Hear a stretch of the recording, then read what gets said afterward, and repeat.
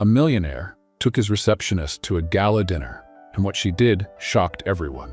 Before we start the story, comment below which city you're watching from. Enjoy the story.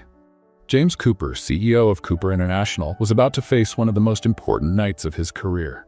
The multinational, valued in billions, was sinking in scandals about abusive working conditions and unethical practices. Investors were fleeing, and the press wouldn't stop exposing his lack of empathy. That night's gala dinner was his only chance to save the company. He needed to convince key investors to believe in his leadership again, and for that, every detail had to be impeccable. Mr. Cooper, Greg, his assistant, interrupted his thoughts. "We have a problem. Megan canceled." James looked up from his computer. "What do you mean she canceled?" "Family emergency. She's not going to the dinner." James felt the blood rush to his head. Megan was his ideal choice. Charming, experienced, someone who conveyed the image of success he needed. "So what do you suggest, Greg?" "We don't have time to find someone else." Greg hesitated before suggesting, "Maybe someone from the team?" James scoffed. The idea seemed absurd, but with the clock ticking, he looked out the window. In the lobby, he saw Emma Taylor, the receptionist. She was talking to a delivery person, organizing packages with a firm but calm posture. Something about her caught his attention. Simplicity, discreet elegance. She could be useful. Bring her here now. A few minutes later, Emma walked into the office, trying to hide her nervousness. She had never spoken directly to the CEO before. "Mr. Cooper?" she said politely but cautiously. James observed her for a moment, as if evaluating a product. "I need you to accompany me to a gala dinner tonight. It's an important event for investors. Your only job will be to smile, be polite, and above all, not say anything unnecessary. Understood?" Emma was surprised. The proposal seemed more like an order.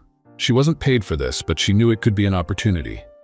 "Yes, sir," she replied firmly, even though she didn't know what she was getting into. James nodded to Greg, ending the conversation. "Make sure she looks presentable, something sophisticated. We meet at 7 p.m., don't be late." At 7 p.m., Emma was ready. She wore an elegant dark blue dress that accentuated her confident posture, though she still felt out of place. James, waiting impatiently in the car, nodded in approval when he saw her. "You learned to follow orders quickly. Let's go." On the way, the silence was heavy. Emma tried to understand why she had been chosen, while James mentally reviewed the points he needed to present to the investors. Upon arriving at the luxurious hotel, James turned to Emma before entering. "Remember, discreet and professional, nothing more." Emma didn't respond, but inside she knew this was her chance to prove she was more than just a receptionist. As they walked through the illuminated doors, Emma felt the eyes of dozens of investors on her. She knew that night would be a turning point, for James, for Cooper International, and most importantly, for herself. The halls of the Grand Plaza Hotel were filled with luxury. Sparkling chandeliers illuminated the guests, dresses, and impeccable suits exuding power and influence. Upon entering, James Cooper projected his typical cold confidence. Beside him, Emma Taylor, though visibly nervous, held her head high with impeccable posture. As they crossed the doors, curious eyes fell on them. Who was the woman beside the powerful CEO? Many assumed she was a hired companion. Emma noticed the silent judgment but chose to ignore it. "Don't leave my side," James murmured, not even looking at her. "Of course, sir," Emma replied, keeping a professional tone, though her determination was growing. Soon, a group of influential investors approached. Led by Oliver Hayes, a magnate known for his critical stance and progressive vision. James greeted him with a firm handshake, but Oliver gave a curious look at Emma. "And who might this young lady be?" Oliver asked, smiling politely but with a tone indicating curiosity. Before James could intervene, Emma confidently replied, "Emma Taylor. I work at Cooper International." James frowned, but remained silent. "Interesting," Oliver seemed genuinely intrigued. "And what do you think of the current situation of the company?" Emma felt the weight of the question. It was the kind of question that could be a trap, but she realized it was also an opportunity. "I believe every company faces challenges," she began, choosing her words carefully. "But I see potential for real changes, especially when the focus includes human impact." The group was silent for a moment, surprised by her response. James pursed his lips, visibly uncomfortable. As the night progressed, the investors began discussing social responsibility practices. James, true to his calculated approach, spoke in terms of profits and numbers. But Oliver, clearly dissatisfied, turned to Emma again. "Miss Taylor, since you work at the company, what's your opinion on how we can regain public trust?" Emma noticed James's discomfort. She knew answering could upset him, but she also knew this was her chance. "To regain trust, it takes more than marketing strategies," Emma said, looking directly at Oliver. "It's necessary to listen to people, employees and customers, understand their stories, invest in actions that go beyond numbers. This not only improves reputation, but creates a genuine connection with the public." The silence that followed was broken by a short laugh from Oliver. Finally, someone with an interesting perspective. The other investors began murmuring among themselves, seemingly in agreement.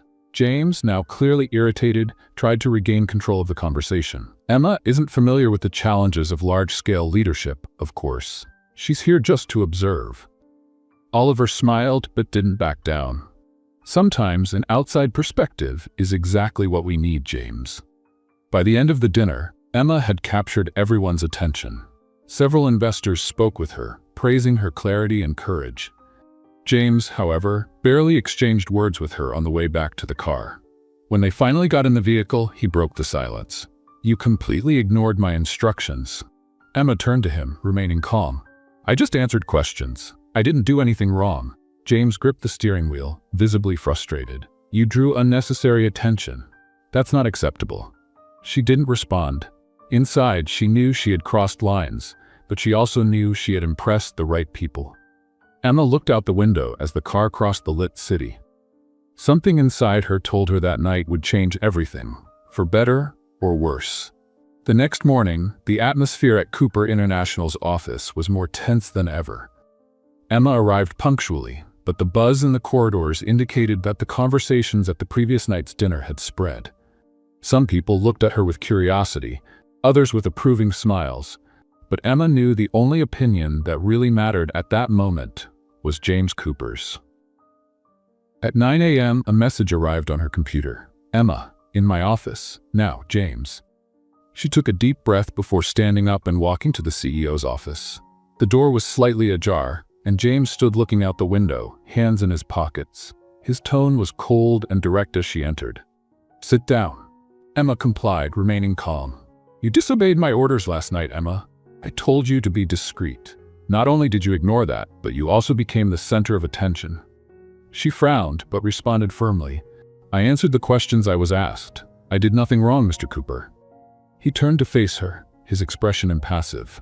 "It's not your place to decide what is or isn't wrong in this context. Your job was to accompany me, not to share your opinions."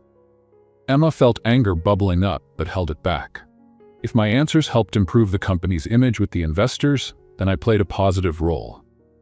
James tapped the desk lightly, signaling the end of the conversation. "You don't get it. I can't afford more distractions. You're fired." The word hit like a bomb. Even though Emma had anticipated this, hearing it still stung. But instead of protesting, she stood up, maintaining her composure. "Understood." Her voice was calm, but her eyes conveyed the strength of someone not easily defeated. Without another word, Emma left the office. That afternoon, while packing her things, Emma's phone rang. She almost ignored it, but seeing the unknown number, she answered. "Miss Taylor, this is Oliver Hayes. Could we meet for coffee? There's something I'd like to discuss with you." Oliver was one of the investors she had spoken with the previous night. Intrigued, Emma agreed, and an hour later, they were seated in a nearby cafe. "I'll get straight to the point, Emma," Oliver began, crossing his arms. "Cooper International needs new leadership, especially in its European division. I was impressed with what you said last night and believe you have the right profile for a significant role there." Emma blinked in surprise. "Are you offering me a job?"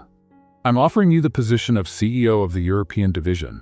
The board will need to approve it, but I trust that will just be a formality." She hesitated for a moment. The offer was grand, almost unbelievable. But after being underestimated for so long, the chance to lead something impactful was irresistible. "I accept," she said with determination. 2 days later, James Cooper received news that infuriated him. Oliver Hayes had nominated Emma Taylor as CEO of the European division, and the board had quickly approved. This meant that, although technically subordinate to the general board, Emma now held an equal level of influence over corporate decisions. Let's play a game with those who only read the comments. Type McDonald's in the comments. Only those who read this will understand. Now let's continue the story. When James learned he would have to attend a meeting led by Emma to align the new directives between divisions, his irritation was palpable. He knew he would have to deal with her again, but this time in a position of power equal to his. The meeting was set at Cooper International's headquarters. Emma arrived with renewed confidence. She was dressed elegantly and carried organized documents for the presentation. Upon entering the conference room, she found James already seated, surrounded by other executives. "Miss Taylor," he said with a forced smile. "Or should I say, CEO Taylor?" "Just Emma is fine, Mr. Cooper," she replied calmly before starting her presentation. During the meeting, Emma demonstrated clarity and leadership, outlining plans to implement more ethical and transparent practices. Some executives supported her ideas, while others, aligned with James, showed resistance. At the end of the meeting, James approached her privately. "Impressive presentation," he said, his tone dripping with irony. "But I hope you realize it won't be easy to implement these ideas in practice." Emma didn't back down. "I never expected it to be easy, but I know how to deal with obstacles, Mr. Cooper." The two stared at each other for a moment, the air charged with tension. It was clear that neither was willing to yield, but both felt a strange mix of respect and provocation. As Emma left the room, James realized that dealing with her would be much more complicated than he had anticipated. But at the same time, he couldn't shake the determination in her eyes from his mind. Emma Taylor knew that taking on the role of CEO of Cooper International's European division was just the beginning of a bigger challenge. She was aware that James Cooper wouldn't make her journey easy, and that internal resistance would be constant. But her determination to bring about change and prove her worth was stronger than any obstacle. On the other hand, James closely watched Emma's moves.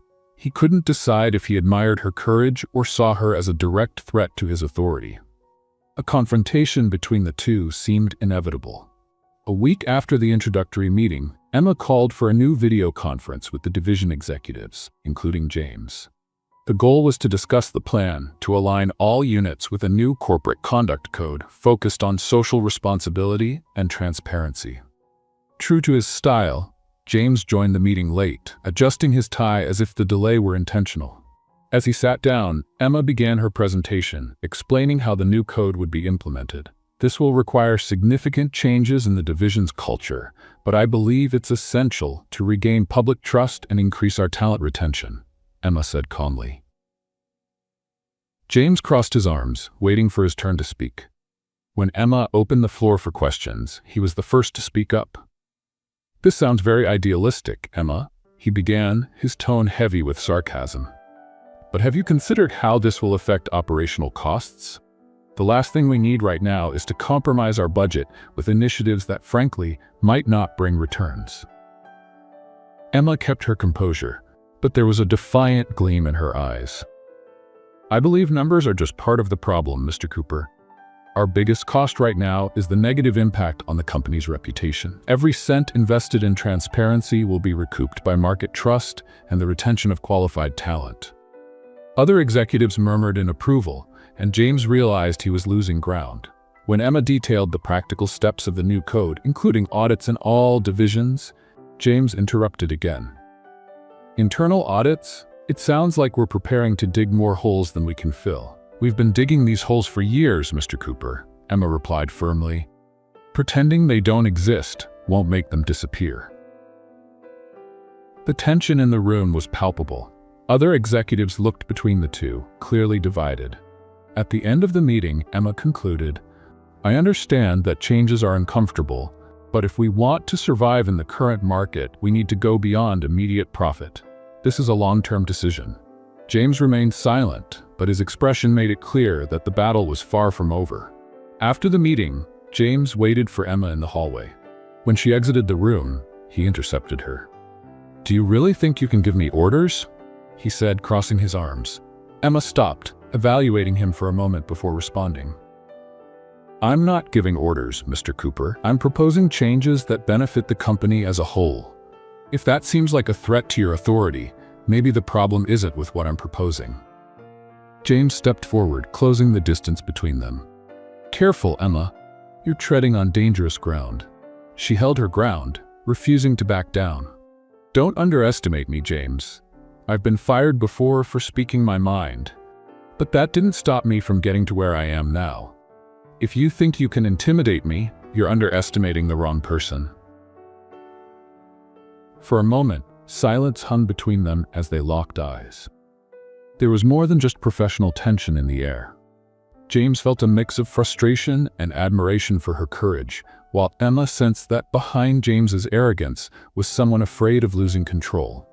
In the days that followed, the tension between Emma and James was palpable to everyone around them. While Emma focused on implementing changes in the European branch, James used his influence to slow down some of the processes. Despite the challenges, Emma began gaining the support of other executives. Her straightforward approach and ability to listen to suggestions made her an approachable leader, in stark contrast to James's authoritarian style. By the end of the week, Emma received a notification that James had called a board meeting without informing her. She knew he was plotting something, but she also knew she was ready to face him again. While reviewing her documents for the upcoming meeting, one thought crossed her mind. If James thinks he can take me down, he's about to learn a lesson. The news of James Cooper's unscheduled meeting reached Emma while she was at her desk, fine-tuning the timeline for implementing the new code of conduct. She understood that James wouldn't act openly against her without a clear motive, but she suspected he was planning something to weaken her position.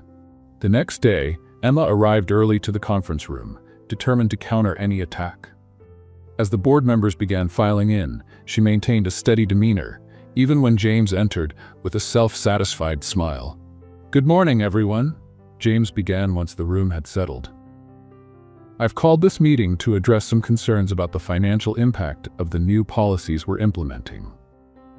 Emma took a deep breath. She recognized this as an attempt to discredit her. James presented graphs and charts highlighting potential costs associated with the audits and changes Emma had proposed. He used words like impractical and risky, painting a picture of looming chaos. When he finished, all eyes turned to Emma. She calmly stood, picked up a marker, and walked to the whiteboard. "Let's talk about real costs," she began, drawing a line on the board. "On the left, we have the financial losses from lawsuits, reputational damage, and employee turnover over the past 3 years. On the right, the estimated costs to implement the changes we're proposing."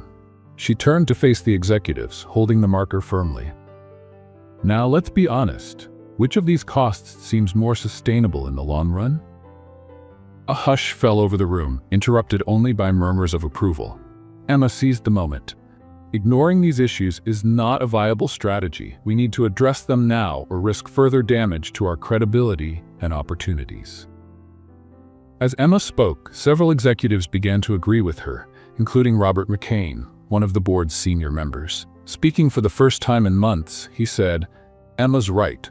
We've ignored these problems for too long. We need a more responsible approach." James attempted to intervene, but Robert's influence was significant, and others started siding with Emma. By the meeting's end, it was evident that James had lost most of the support. However, he showed no sign of frustration, instead giving Emma a calculated look before leaving the room, as though already planning his next move. In the weeks that followed, James began working behind the scenes. He rallied allies within the company and delayed budget approvals for projects under Emma's leadership. He justified his actions as financial precautions, but Emma knew it was an attempt to sabotage her efforts. Emma, however, refused to back down. She found ways to circumvent the delays, seeking direct board support and exploring creative alternatives to keep her projects moving. Each obstacle James threw at her only seemed to strengthen her resolve. During a weekly meeting, the tension between them reached a peak. Emma was presenting early results from a pilot audit at one of the European branches, showing a significant increase in employee satisfaction. James interrupted. "What about the impact on profits?" Are you intentionally leaving that out? Emma met his gaze, keeping her voice steady. I'm presenting measurable human impact. Financial numbers will be in the quarterly report, as they always are. How convenient, James replied, his tone dripping with sarcasm. Emma took a deep breath. What's convenient, Mr. Cooper, is using financial objections as an excuse to avoid necessary changes. The room went silent. Once again, Emma's strength left an impression on those present, but the rift between her and James grew deeper. Their rivalry extended beyond the workplace. During a corporate event, they were both invited to speak on the same leadership panel. James seized the opportunity to make a veiled critique of Emma's leadership style. Leadership is about firmness and clarity, he said. You can't always please everyone, and tough decisions often need to be made. When it was Emma's turn, she spoke with a calm but purposeful tone. Leadership is also about adaptability and empathy. The greatest leaders don't ignore the changes around them. They embrace them and make them their strength. The audience noticed the tension between them and was captivated by their dynamic. Despite their constant clashes, something unexpected began to emerge. Beneath the provocations and confrontations, there was a growing respect. Emma acknowledged James's strategic mind, while he started to admire her determination and vision. In quieter moments, their exchanged glances hinted at something deeper. But neither was ready to admit it, not yet. One evening, while reviewing reports in his office, James found himself thinking about Emma in a way that unsettled him. At the same time, in her own office, Emma realized that despite the friction, her view of James was beginning to shift. The weeks ahead were marked by a series of tense encounters and meaningful moments between them.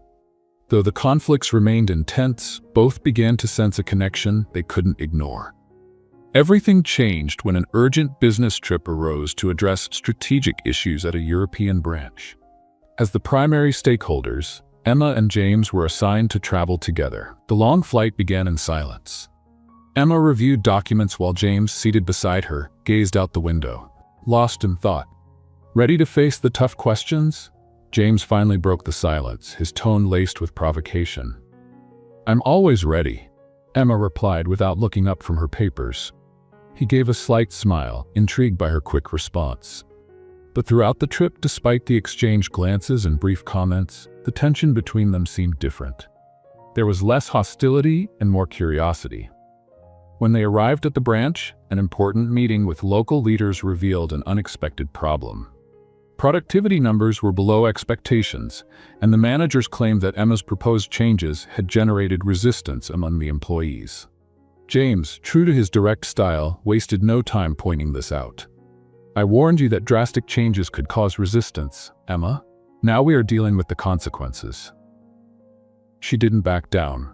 It's not the change that's causing this, James. It's the lack of communication. We need to listen to what the employees are saying. Determined to find a solution, Emma organized a feedback session with the branch workers. James reluctantly decided to accompany her. At first, the meeting was tense, but as the employees started to speak, it became clear that many felt disconnected from the leadership and feared the new policies. Emma took the lead, listening carefully and suggesting adjustments that balanced the workers' needs with the company's goals. James was impressed by her ability to mediate the conflict and create a collaborative environment. After the meeting, Emma and James went to dinner at a local restaurant. The atmosphere was cozy, with soft lighting and quiet music. For the first time, their conversation flowed without sarcasm or provocations. You were impressive today, James admitted after a few minutes of silence. Emma looked at him, surprised by his sincerity. I didn't know you were capable of complimenting someone. He smiled, a little embarrassed. Neither did I, but I need to admit it when I see something exceptional. Emma relaxed a bit, feeling more at ease. You know, James, sometimes you surprise me. When you're not trying to challenge me, you seem almost human. They both laughed, and the tension between them gave way to something lighter. However, they both knew that this moment had a greater significance than they were willing to admit. The next day, a technical problem at the branch forced Emma and James to work late. When they finally finished, a storm left them stranded in the building, with no available transportation. While waiting for the rain to let up, they sat in the branch's small lounge, drinking coffee and talking. For the first time, Emma saw a more vulnerable side of James, who talked about the pressures he faced as CEO and the sacrifices he had made to get where he was. "Sometimes I feel like everything I've built is meaningless," he confessed, looking at the cup in his hands. "Maybe the problem is what you chose to value." Emma replied gently.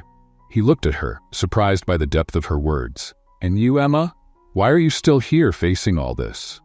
She smiled thoughtfully. "Because I believe I can make a difference. And despite everything, I believe you can too." As the rain continued, they sat in silence, but the closeness between them felt more intense. When their eyes met, for a moment, time seemed to stand still. James was the first to look away, but the impact of that moment stayed with him for the rest of the night. Something inside him had changed, and he knew it wouldn't be easy to ignore. In the following days, James and Emma worked together to solve the branch's problems, and their partnership began to flow surprisingly efficiently. Although they still exchanged occasional provocations, there was a growing complicity. One evening, after another successful meeting, James walked her to the hotel. When they stopped at the door, he hesitated before saying, "Emma, I need to admit something." She looked at him, intrigued. "What is it?" "You make me question a lot of things. About myself, about how I've been running my life." Emma was silent, but her gaze said more than any words. "Maybe that's not a bad thing, James." As Emma entered the hotel, James stood at the door, watching her disappear down the hall. He knew he was falling in love, but he wasn't sure if he was ready to admit it, to her or to himself. Back at Cooper International's headquarters, James Cooper was more restless than ever. Since the trip to the European branch, his relationship with Emma Taylor had undeniably changed. The constant provocations and rivalries had given way to moments of mutual admiration, and James could no longer ignore what he felt for her. The problem was that admitting these feelings meant giving up the control he valued so much. Emma, on the other hand, also felt that something was different. Although she tried to keep their interactions strictly professional, the moments they had shared on the trip were always present in her mind. She knew she was beginning to see James beyond the arrogant boss he used to be. At the first meeting after their return, the tension between them reached a peak. Emma presented a new project focused on strengthening transparency with employees, which involved a significant investment in training programs and benefits. James, sitting at the other end of the table, waited patiently until she finished before raising his objection. "Emma, this is ambitious, but you're ignoring the financial impact. We're dealing with a slow recovery, and adding more costs now isn't feasible." Emma remained calm. "James, we've already proven that investing in employees increases productivity and reduces turnover. It's not a cost, it's a strategic investment." "Strategic?" James retorted, his tone dripping with sarcasm. "It seems more like a risky bet that could push us further into the red." Emma felt the heat rising but responded firmly. "So what do you suggest then? Continuing on the same path that got us into this situation in the first place?" Silence filled the room as the other executives watched the intense exchange. James finally sighed and shook his head. "Do as you wish, but don't say I didn't warn you." After the meeting, Emma decided to confront him directly in his office. Entering without knocking, she found James sitting at his desk, staring at a report he clearly wasn't reading. "Can we talk?" she asked, crossing her arms. He looked up, surprised, but gestured for her to come in. "What is it now?" Emma took a deep breath before responding. "Why are you making things so difficult? You know what I'm proposing is best for the company." James set the report aside and stared at her.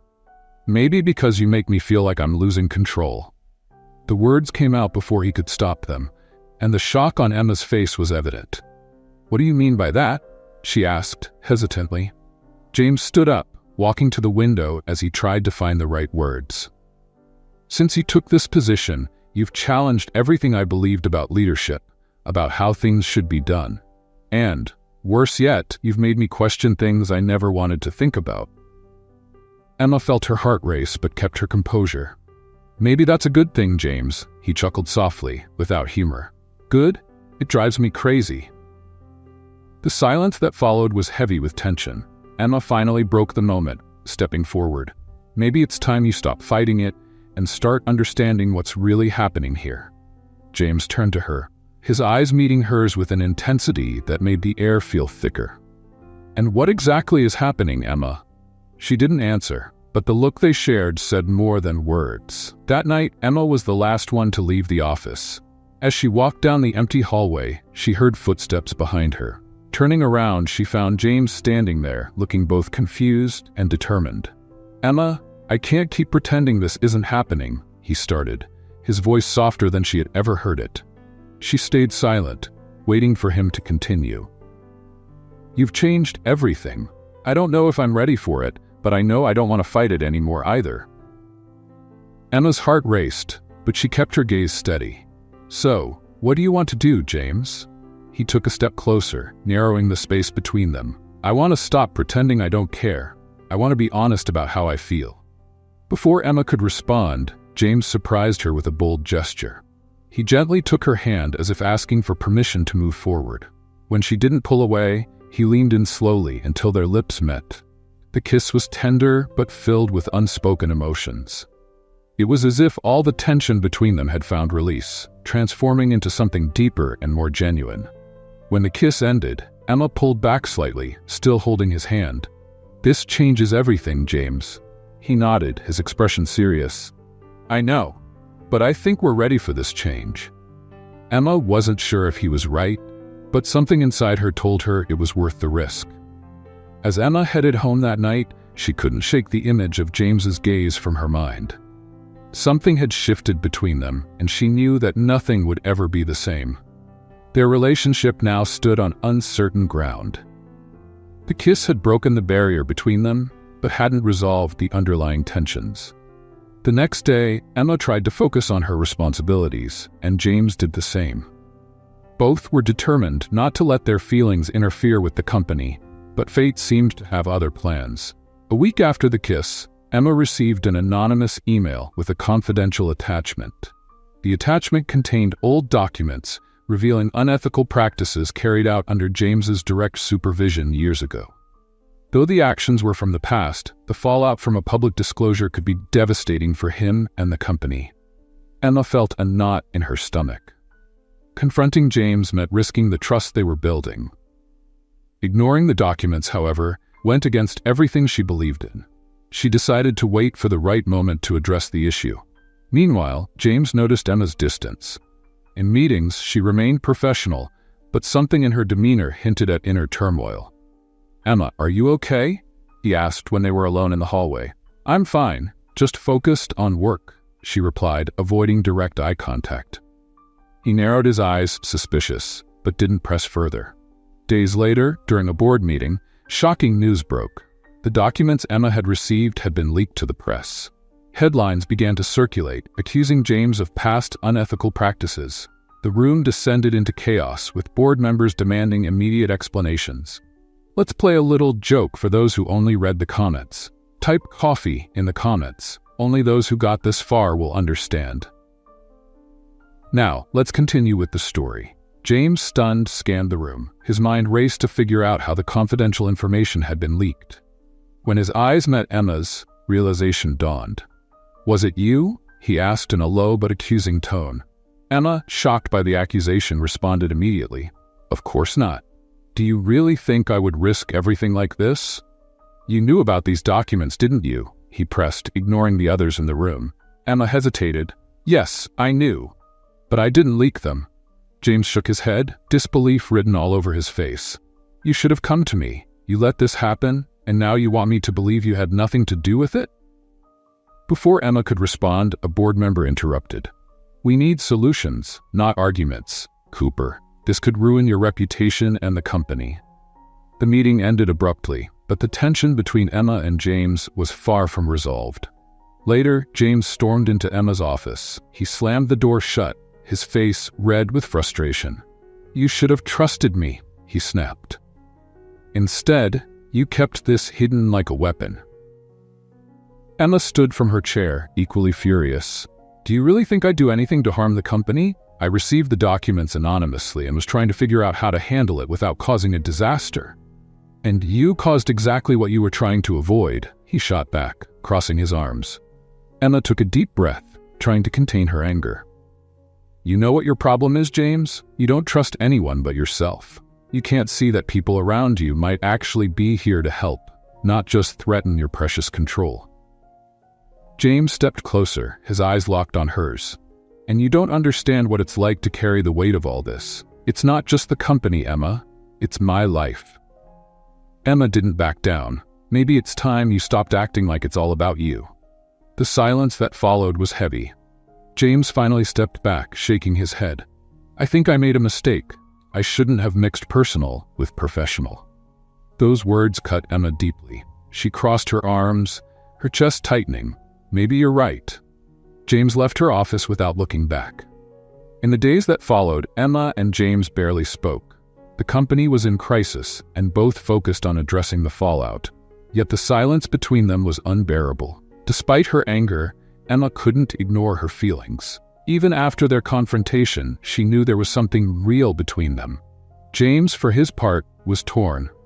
He didn't want to admit it, but he missed Emma's presence, even amid the chaos. As the investigation into the leak continued, they discovered that a longtime executive and close ally of James had been responsible for sending the documents to the press. He had done it to weaken James and take over as CEO. When the truth came out, James felt a mix of relief and guilt. He knew he owed Emma an apology, but wasn't sure how to approach her. One evening, James appeared at Emma's office, looking visibly uncomfortable. I found out who leaked the documents, he began. Emma looked at him, surprised. And it wasn't you, he added, his voice tinged with regret. She didn't respond, waiting for him to continue. I was wrong to doubt your loyalty. Emma remained composed. You doubted me because you've never seen me as an equal. You've always thought you were above me, James, and that's what needs to change. He nodded, acknowledging the truth in her words. You're right, and I want to change that, if you'll give me the chance. Emma studied him for a long moment before replying. I'll think about it. Though the wounds were still fresh, both knew that conversation was an important step toward rebuilding what had been broken. As Emma watched him leave, she realized that for the first time, James seemed genuinely willing to change. A week after the confrontation, Emma and James barely exchanged words. Immersed in their responsibilities, the weight of what had happened lingered between them. However, an unexpected opportunity for reconciliation arose when a gala event was planned for the top partners and investors of Cooper International. It was a luxurious evening, held in an impeccably decorated garden, with soft lights hanging from the trees and classical music in the background. Emma arrived alone, wearing a long black dress that highlighted her elegance and a confidence that seemed almost palpable. Her hair was pulled back into an elegant bun, and the slight smile on her lips made everyone look at her as soon as she entered. James, who was already at the event greeting guests, turned when he heard the murmurs of admiration from the entrance. When he saw Emma, his breath caught for a moment. She looked different that night, almost unreal. It wasn't just her beauty that captivated him, but also the strength and determination that seemed to radiate from her presence. He watched her interact with the guests, laughing and speaking naturally. Her magnetism was impossible to ignore. For the first time, James felt vulnerable in front of someone, but at the same time, he knew he needed to talk to her. After a few hours of watching Emma from a distance, James decided to approach her. He found her by a table, talking to a group of investors. As he arrived, the group politely dispersed, making way for the CEO. "Emma, can we talk?" he asked, his voice low and serious. Emma hesitated, but something in her eyes said she knew this moment was inevitable. "Sure." James led her outside the hall to a small garden lit by fairy lights and candles. The trees swayed gently in the wind, and the distant sound of music created an almost magical atmosphere. When they stopped under an arch decorated with flowers, James turned to her, clearly nervous. "You look beautiful tonight, Emma." The words came out before he could think. Emma smiled slightly but kept her composure. "Thank you, James, but I'm sure you didn't bring me here just to compliment me." He laughed, shaking his head. "No, it wasn't just that. I've been thinking a lot about everything that's happened between us, about how things got out of control." Emma crossed her arms, waiting for him to continue. "I was an idiot, Emma. Doubting you was my biggest mistake. But what bothers me most isn't just that, he said, stepping closer. It's the fact that, since the moment I met you, you've been changing the way I see the world, and honestly, that scares me. Emma blinked, surprised by his honesty. For a moment, she was speechless. James, she began, but he interrupted. No, let me finish. You make me want to be a better person, Emma. And I don't know what to do with that except to say that He hesitated, his eyes locked on hers. That I need you, in every way. Before Emma could respond, James leaned in and kissed her again. This time the kiss was deeper, more sincere. He held her face gently, as if afraid to break the moment. Emma kissed him back, feeling a mix of emotions she couldn't describe. When the kiss ended, they stood in silence, breathing slowly as the stars shone above them. Before they could say anything, an assistant hurriedly approached. Mr. Cooper, I'm sorry to interrupt, but there's something urgent that needs your attention. James sighed, reluctant but knowing he had to handle the situation. He looked at Emma, his eyes filled with an emotion he couldn't hide. Don't go anywhere. I'll be back as soon as I can. Emma nodded, watching as he walked away. She stayed in the garden, trying to process everything that had happened. 10 minutes later, James returned, but something in his expression had changed. He looked worried, almost tense. What happened? Emma asked, immediately alert. I just got some information, he said, his voice lower. One of the investors is trying to take advantage of the recent crisis. He plans to acquire a significant portion of the company's shares to influence the board against me. Emma frowned. Ho. James hesitated before answering. Oliver Hayes. Emma was shocked. Oliver had always shown support for her and the changes she proposed. Knowing he was acting behind the scenes felt like a blow. That makes sense, she finally said. He's always been strategic, but I never imagined he'd act against you like this. James ran a hand through his hair, clearly frustrated. I don't know how to deal with this without creating more chaos. Emma lightly touched his arm, drawing his gaze. We'll deal with this together, James. In the days that followed, Emma and James worked side by side to neutralize Oliver's actions. They gathered allies on the board and presented a strategy that not only saved James's position, but also strengthened the company amidst the crisis. During this time, their relationship became more solid. Although there were still challenges, both knew they were stronger together than apart. That night, after another successful meeting with the board, James walked Emma to her office door. Before letting her go in, he held her hand and said, Whatever happens, I don't want to lose what we have. Emma smiled, feeling that, for the first time, James was being completely honest. One morning, while Emma was reviewing reports in her office, she received a message from James. I need you with me tonight. Prepare for something special, James. She was intrigued. James rarely made invitations without explaining exactly what he expected. When she arrived at the indicated location, a luxurious restaurant in the city center, she found James waiting for her at a reserved table. He was impeccably dressed and the setting was intimate, lit by candles. What's all this, James? Emma asked as she sat down. I thought we deserved a break for something that doesn't involve charts, reports, or crises, he replied, smiling. Emma relaxed a bit, though she was still curious. The evening went on pleasantly, with them sharing memories and even laughing about the tensions they had faced together. But as dinner was nearing its end, James grew serious. Emma, there's something I need to tell you, he began, his tone indicating that the moment was important. She leaned in slightly, waiting for what was to come. James took a deep breath before continuing. I've been invited to participate in a merger with an international company. It's a huge opportunity, but it comes at a cost. It means stepping away from Cooper International for at least a year to lead the negotiations and integration. Emma felt her heart tighten. And you want to accept? It's not a matter of wanting. It's something that could save the company and ensure its stability in the future. Emma knew James was right, but the idea of him stepping away was painful. Despite all the difficulties, they had built something together, and the thought of moving forward without him was daunting. Does this mean we won't have this? She asked, hesitant. James reached out, holding her hand. I don't know what it will look like, but I want you to know this doesn't change what I feel for you. The next morning, as Emma processed what had happened, she received another surprise. Oliver Hayes had called for an emergency board meeting. He was presenting a proposal to take over James's position during his absence, a clear strategic move to consolidate his power. Emma arrived at the meeting room determined to protect the legacy she had built alongside James. During the meeting, Oliver made veiled criticisms of the current leadership, suggesting it was time for a more modern and bold vision. "With all due respect, Mr. Hayes," Emma said, interrupting, "your bold vision seems to ignore the values we're trying to rebuild. This company needs consistency and integrity, not power games." Oliver smiled, but irritation flickered in his eyes. "And who do you suggest should take that position in James' absence? Yourself?" The room fell silent. Emma knew she had a choice to make in that moment. She stood, keeping her gaze fixed on Oliver. "If necessary, yes, I'll step up." After the meeting, Emma met with James in his office. He had already heard about the board discussion.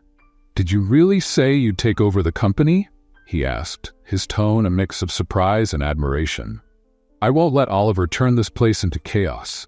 We've worked too hard to build something solid, and I won't let him tear it down," Emma replied, determined.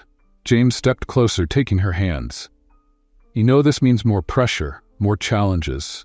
"I know, but I also know it's worth it." He looked at her for a long moment before speaking. "You're incredible. You know that?" Emma smiled. "I'm just trying to do the right thing." The night before the board's final decision, James invited Emma to meet him again. This time, he took her to a secluded pier where a yacht awaited them.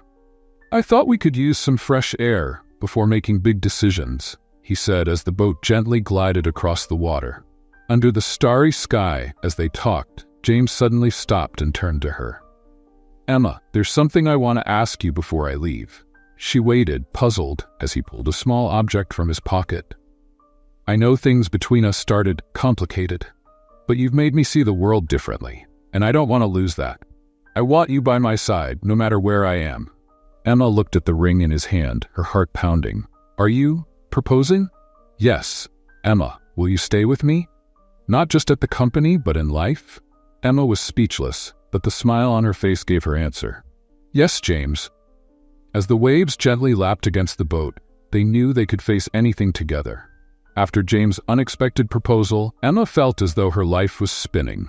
Her spontaneous yes had come from genuine emotion, but reality quickly set in. With James preparing to leave the company for a year and Emma under mounting pressure from the board, their promise to stay together felt more fragile than ever. The next day, Emma returned to the office to tackle a new wave of challenges. Leaks continued to fuel media rumors, and Oliver Hayes was relentless in undermining her. Despite this, she was determined to prove she was capable of leading Cooper International in James's absence. The first meeting of the day was called by Oliver, who wasted no time questioning Emma's strategic plan. Sitting at the center of the room, he began with his usual air of superiority. "With all due respect, Miss Taylor, I think your approach is overly optimistic given the critical moment we're facing.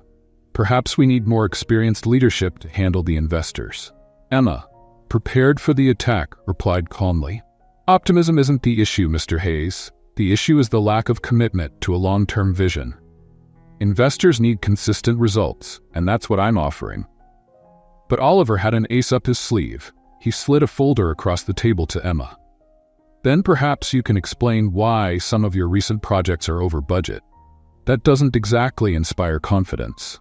Emma opened the folder, finding altered figures that didn't match the actual reports. It was a calculated, dirty move. "These numbers are inaccurate," she said, looking directly at Oliver. "If someone is trying to manipulate the data, they'd better reconsider before this goes public." The tension in the room was palpable. Oliver didn't respond, but the look on his face made it clear he wasn't backing down. As Emma battled the board, James faced his own decisions. He was tied up in endless meetings with the merger team, but his thoughts often drifted to Emma. He knew she was under immense pressure, and that leaving the company now could be a mistake. Determined to support her, James unexpectedly returned to the office at the end of the day. When he entered Emma's office, he found her buried under piles of papers, clearly exhausted. "I thought you'd take some time off today," he said, crossing his arms. Emma looked up, surprised but relieved to see him. I can't rest while Oliver keeps trying to destabilize me. He's playing dirty, James. James stepped closer, taking her hand. You're not in this alone, Emma. I'm here to make sure he doesn't cross the line. She sighed, feeling some of the weight lift. Thank you. But I can't rely on you for everything. If I want to lead, I need to face this on my own. James smiled slightly, admiring her strength. You already are, and you're doing it better than anyone could have imagined. That evening, James invited Emma to dinner, hoping to distract her from work tensions. He chose a quiet restaurant where they could talk without interruption. Their conversation soon turned personal. Have you ever thought about where we'd be now if that night at the gala hadn't happened? He asked playfully. Emma laughed, shaking her head. We'd probably still hate each other, or pretending to hate each other. James corrected with a teasing smile. Their light-hearted moment was interrupted when Emma's phone rang. She hesitated, but seeing it was a trusted executive, decided to answer. Emma, you need to get back to the office. Something urgent has come up. She looked at James, concerned. Looks like our break is over. When they arrived at the office, Emma discovered more documents had been leaked, this time outlining internal plans for the company's future. The media had already picked up the story, and investors were demanding answers. Reviewing the documents, Emma realized the leaks were designed to undermine confidence in her leadership. James, seeing the papers, immediately suspected Oliver. This is his doing, James said firmly. He's trying to destroy you and consolidate control on the board. Emma took a deep breath, trying to stay composed. Then we need to act before he succeeds. Emma and James spent the night analyzing the data and strategizing how to expose Oliver. They decided to gather evidence directly linking the leaks to him, knowing it would take time and patience. As they worked side by side, their connection deepened. Despite the chaos, they found solace in each other. Emma, do you realize you're handling this better than I ever could? James said, pausing to look at her. She glanced at him, surprised. I never thought I'd hear that from you. He smiled. You amaze me every day. By dawn, Emma finally found the proof she needed, a series of emails from Oliver to a journalist detailing the leaked documents and outlining his next moves. She turned to James, holding the papers. We've got him, James smiled, pride and admiration in his eyes. I knew you would. Emma knew the battle was far from over, but for the first time, she felt they had a real advantage. Now, it was only a matter of time before Oliver was exposed. The office was silent as Emma and James reviewed the incriminating emails that linked Oliver directly to the leaks. Each line reinforced the suspicion that he had manipulated data and information to discredit them. The feeling of relief was brief, as they both knew revealing this would be a dangerous game. Oliver was an influential man, and any misstep could backfire. James crossed his arms and looked at Emma, who was scrutinizing every detail with intense focus. He knew she was bearing a huge burden, but he also saw that her determination was unwavering. This made him admire her even more. Still, there was a shadow of concern in his eyes. If we expose this the wrong way, he'll retaliate, James said, breaking the silence. We need something more solid, something that will prevent him from defending himself. Emma looked up from the computer, her fingers still hovering over the keyboard. There was a glint of resolution in her eyes. Then we need allies. We can't face Oliver alone. We need to gather the people who know what he's capable of and show them the impact of his actions on the company. James nodded, impressed by her clarity. The plan made sense, but he knew this would put them both in a vulnerable position. Trust in the board was already shaken, and bringing in allies meant relying on people who had remained neutral until now. They spent the next few hours organizing the emails and creating a detailed dossier to present to the board. The clock was nearing midnight when Emma finally closed the last document. James watched her from across the room, silent, as if weighing the burden she was carrying. You should rest, he said, approaching her. Emma smiled, tired but determined. I can't rest while he's still out there. James gently held her face, forcing her to look directly at him. You don't have to carry this alone, Emma. We're in this together, remember? She felt the sincerity in his words and nodded slightly. It was strange for her to accept help, but something about James made her feel safe. even in the midst of chaos. The next morning, Emma and James arrived at the office before any other executive. They called an emergency meeting with the board members who were still undecided about the leadership. When the group finally gathered, Emma took the lead, holding the dossier firmly. "Thank you for coming so early. What I have to say isn't easy, but it's necessary," she began, her voice steady. She presented the evidence directly, showing how Oliver had used internal information to manipulate decisions and undermine confidence in James's leadership. The board was silent, absorbing every detail. It was clear that Oliver's actions not only compromised the company, but also endangered the future of everyone working there. When Emma finished, one of the senior board members, Robert McCain, cleared his throat. "This is very serious, but we need to confirm that this evidence is authentic before taking any action." James intervened, his voice authoritative. "I've personally verified all the information.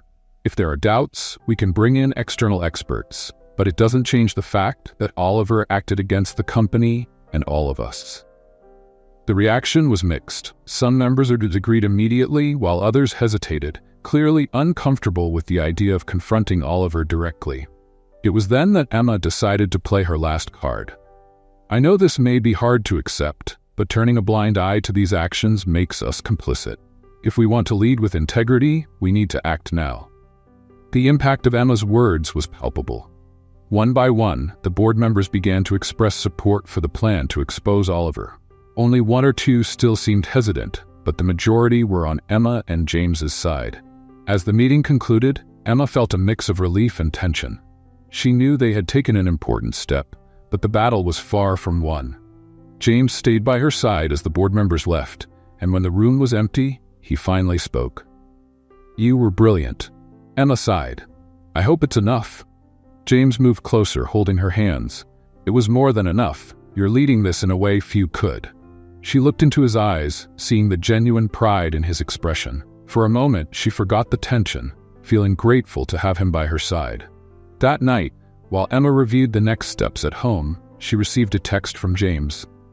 "Whatever happens, you've proven you're more than capable. Never doubt that, James." Emma smiled at the phone, feeling more confident than ever. But she knew the final confrontation with Oliver was still to come, and he wouldn't be an easy opponent. The Cooper International boardroom was packed, but the silence was deafening. Emma Taylor stood in the center, holding the dossier containing the evidence against Oliver Hayes. James was beside her, his eyes fixed on Oliver, who seemed relaxed in his leather chair, as if certain that what was coming wouldn't touch him. Emma took a deep breath before starting. Her voice, though calm, carried an authority that made everyone lean in slightly to hear her. In the past few weeks, Cooper International has faced internal challenges that threatened its integrity and leadership.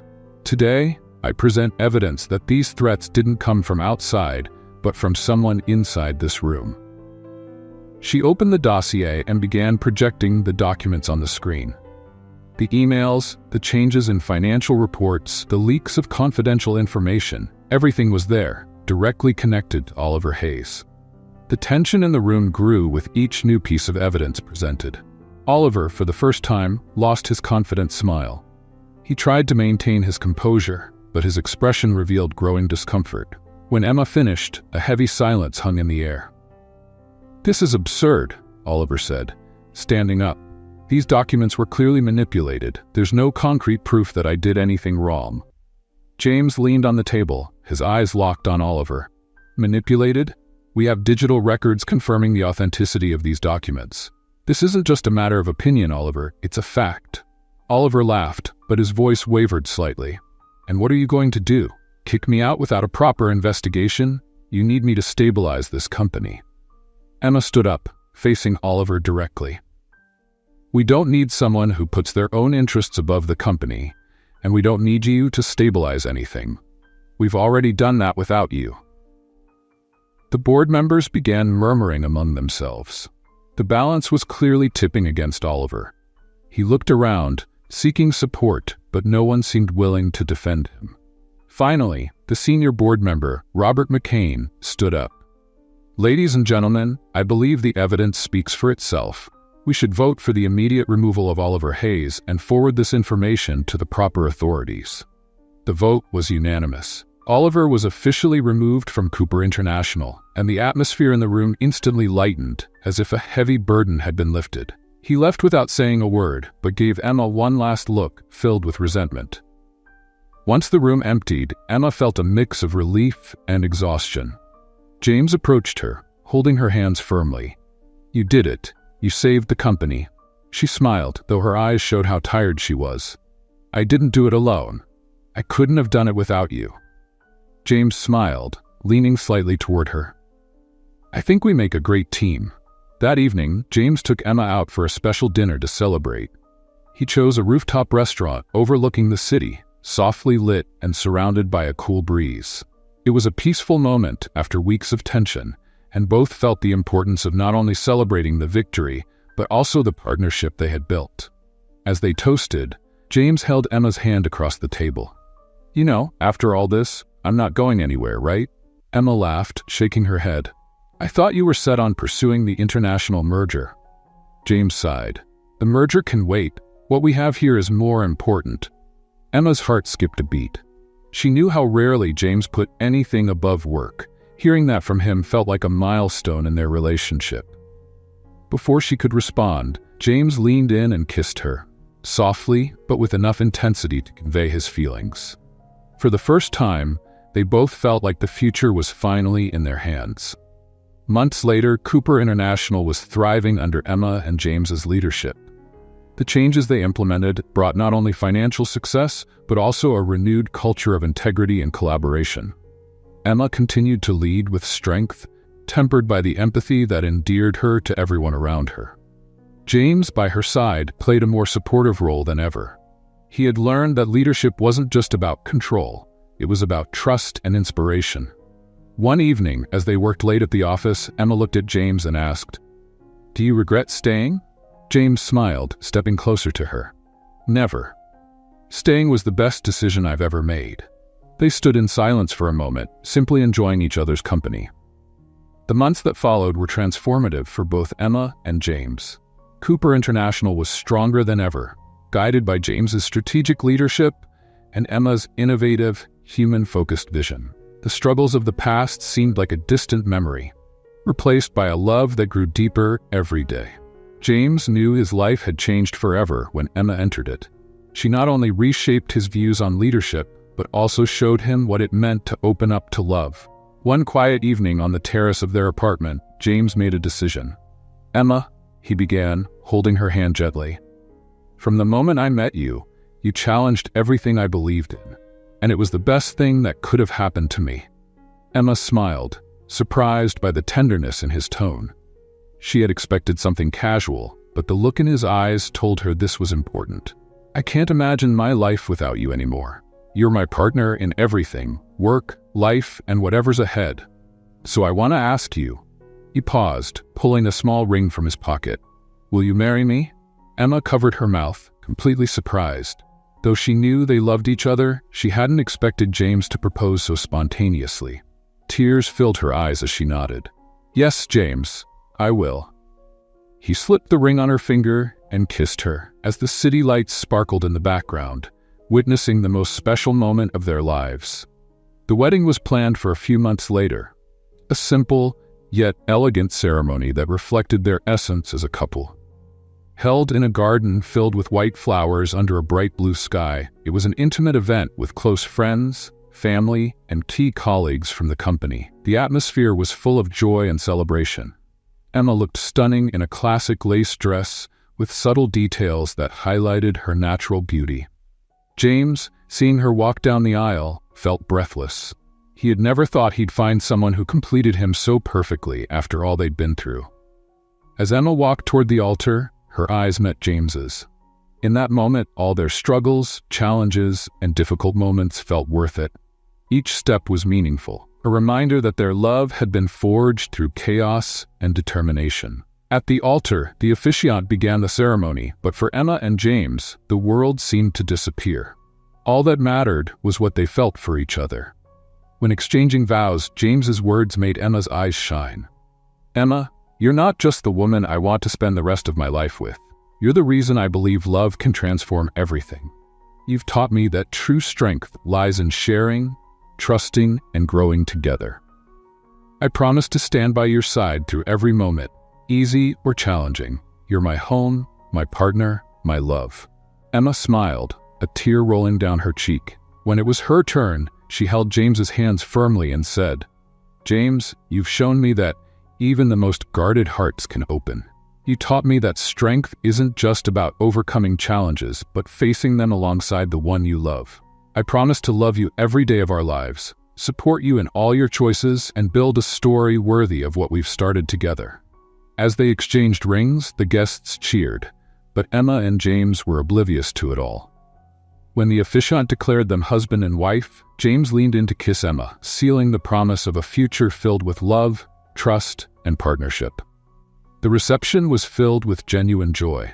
Friends and family toasted the couple, sharing funny and touching stories about their relationship. James, usually reserved, surprised everyone with a heartfelt speech during the evening. "I want to thank everyone for being here today. But more than that, I want to thank Emma for transforming my life.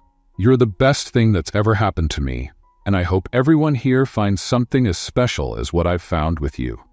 Emma embraced him, and the two danced under the garden lights as their guests watched with smiles. The couple radiated happiness, and no one doubted they were destined to build a life full of love and accomplishment. That night, as the stars shone brightly and the last guests departed, Emma and James sat alone in the garden under the soft moonlight. They didn't need words. They simply held hands, knowing that together they could face anything. And what do you think? Was Emma right to forgive James? Share your opinion in the comments. Rate this story from 0 to 10. What's your score? Subscribe to the channel and turn on notifications to keep up with all our stories. And don't forget to check out more touching stories by clicking here on the end screen.